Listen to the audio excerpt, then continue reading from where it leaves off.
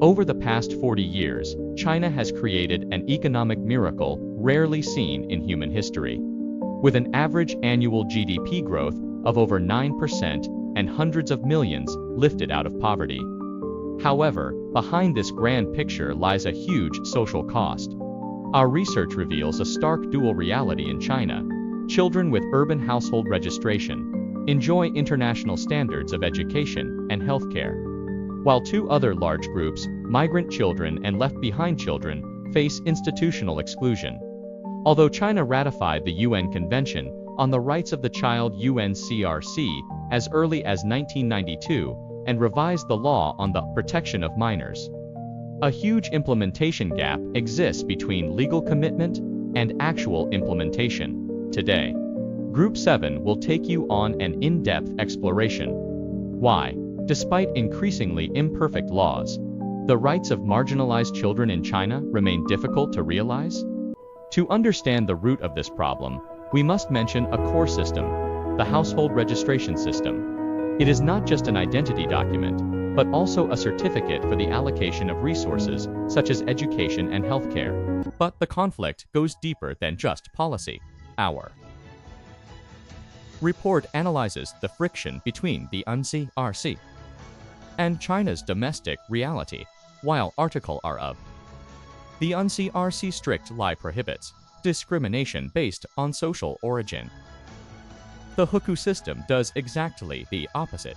It institutionalizes social origin as the primary filter for resource allocation. Furthermore, while the compulsory education law mentions proximity enrollment, it states right to the place of household registration.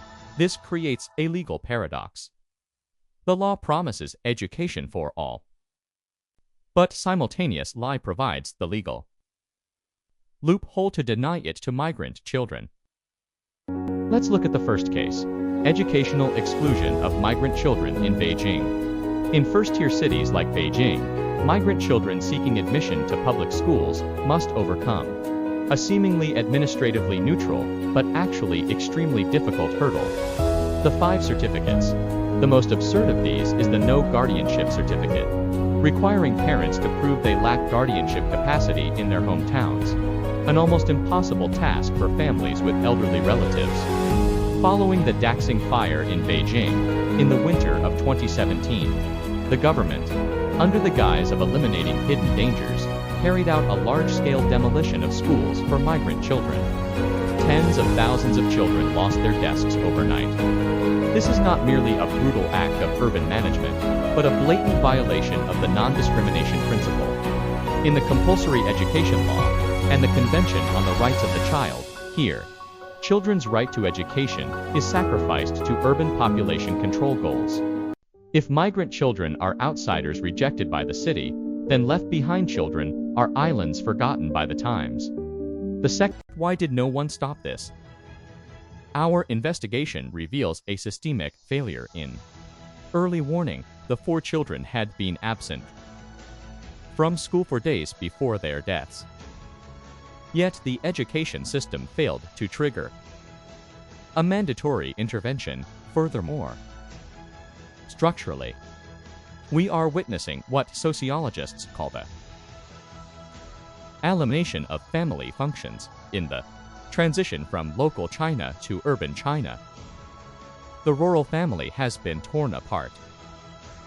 Parents become production units in cities, while children remain as consumption units in the countryside. The traditional clan support network has collapsed, but the state welfare system has stepped in to fill the void, leaving these children in a complete guardianship vacuum.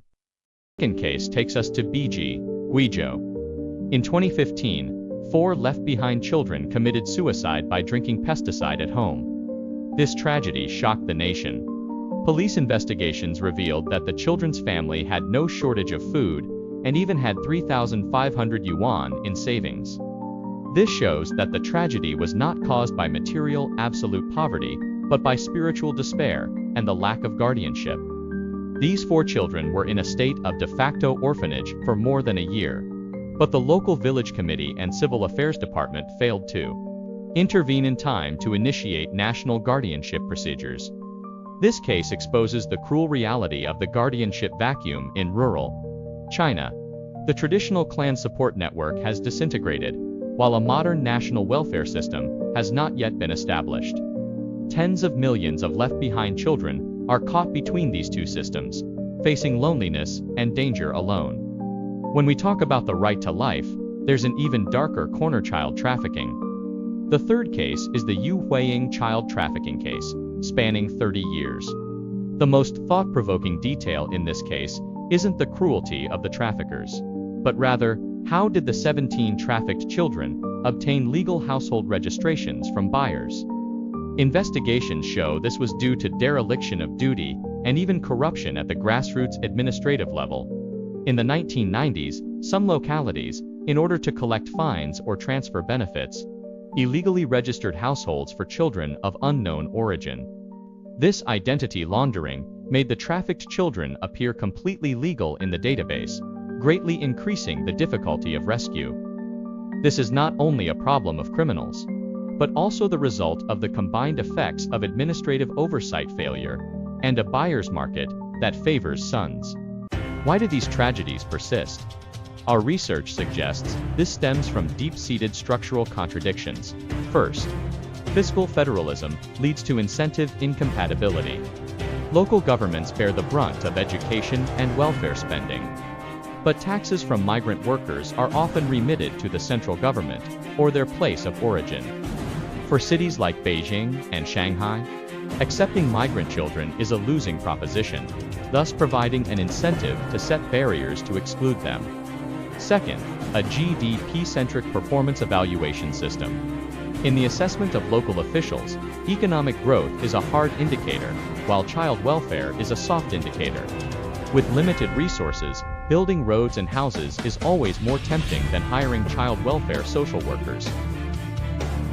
Beyond economics, we must look at the sociological mechanism. Max Weber defined social closure as a process where one group maximizes its advantages by restricting access to others. In China, the hukou system is the tool of this closure by setting administrative barriers. Like the 5 certificates, megacities effectively treat migrant children as second-class citizens. Their right to education is treated not as a fundamental human right, but as a privilege or charity that can be withdrawn at any time for urban management goals. This is institutionalized exclusion designed to protect the resources of the local in-group. Faced with these systemic dilemmas, piecemeal fixes are insufficient. Structural reforms are necessary. Based on this, Group 7 proposes the following core recommendations. Structural problems require structural reforms. The most critical step is to implement the funding follows children mechanism. Current lie.